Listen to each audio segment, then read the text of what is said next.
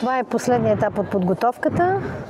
Вече сме в Франция и е един от най-важните етапи в подготовката. Чувства се вече напрежение в състезателките, така наречената предстартова треска за всеки един спортист, която ние трябва да овладеем. Конкуренцията е за първи път в историята на гимнастиката толкова голяма. В индивидуалната надпревара има 5 състезателки, които имат шанс за златен медал.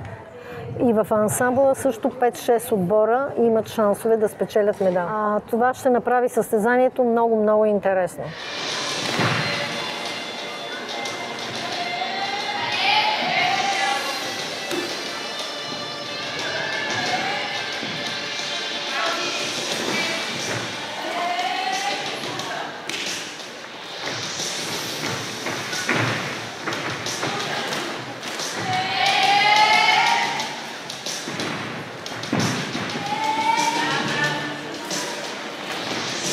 Много съм щастлива, че български отбори в индивидуалното и в ансамбловете имат голям шанс за медал.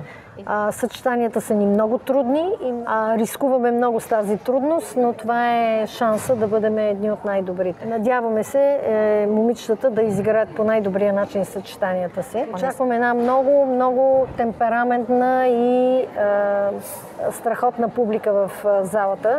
Французите са доказали това. Те много обичат българската гимнастика и се надявам на голяма подкрепа.